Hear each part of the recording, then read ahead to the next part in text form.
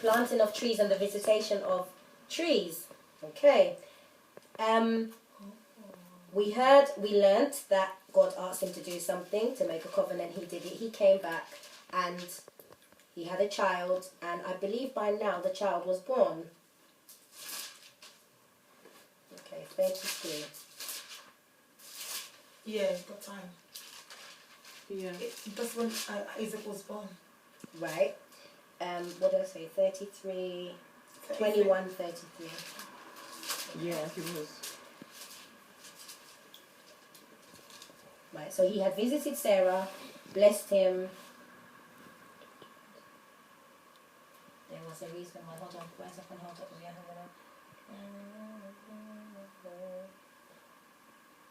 Okay. Right, Abraham planted a tamarisk tree. In the Old Testament it says a grove in Beersheba, and there he called on the name of the everlasting God. But yet still, the tree. Now, in research, two trees have been distinctly spoken about very often throughout the Bible.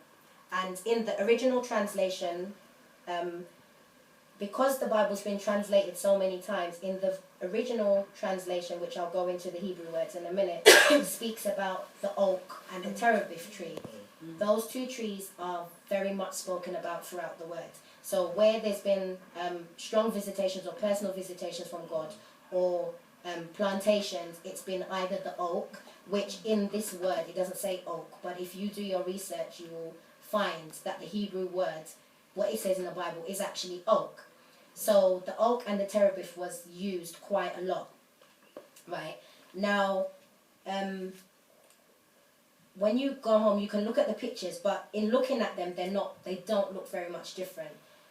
I'll go into the description in a minute, but those two trees were mostly used in those days when they traveled a lot. Like now, those who drive, you use a point of reference. So if I'm going somewhere new, I will use maybe a shop or a bright yellow house, and I know next time I'm coming, I'm looking for that shop, and I'm looking for the bright yellow house.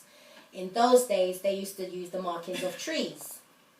So as they're traveling, they knew that, oh yeah, this tree, this shape, however, S shape or whatever, I've got 9 miles left to go, or 22 miles left to go until I reach, Sister Anne's house. That's how they used to mark their journeys. But they didn't always use the tree to mark their landmarks. They also used to worship trees. Which I was speaking to my husband about, brings to mind the worship of, I'm not going to go into it now, but Christmas trees. Okay. Throughout history, trees have been objects of worship in all parts of the world, including the Hebrews. And the tree that was generally regarded as sacred in Palestine was both the oak and the terebinth. They were in Palestine. When God met him, and when he planted, they were still in Palestine. Okay. The Hebrew word for the oak tree, which is commonly spoken about as a divine tree, is alon. So you can write it down if you want to. It is also referred to as strength and durability in the book of Amos 2, verse 9, and Isaiah 61, verse 3. Pastor Jerry, can you turn to Isaiah 61, verse 3, please? So that's alon, Hebrew name that speaks about an oak tree. Isaiah 61, verse 3. The terebinth in Hebrew is Elah, E-L-A-H.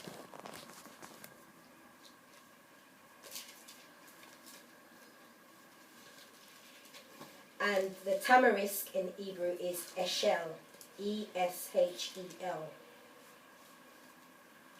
Terebinth, in translation, terebinth really is a new word. It's a Greek word.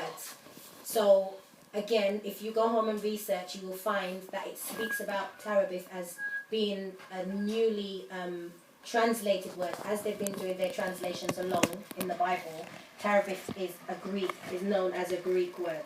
Whereas the oak tree, elon, in Hebrew, is in the very beginning of the translations of the Bible. Yeah? Isaiah 61. 61 verse 3, please. Can you To read it? grant consolation and joy to those who mourn in Zion, to give them an ornament or a garland or diadem of beauty instead of ashes, the oil of joy instead of mourning, and the garment of expressive of praise instead of a heavy burden and falling spirit, that they may be called oaks of righteousness, lofty, strong, and magnificent, distinguished for uprightness. Read that again. That they may be called. It's amplified. Slowly. Okay. Where am I? That they. Instead of a heavy burden and failing spirit, that they may be called oaks of righteousness, lofty, strong,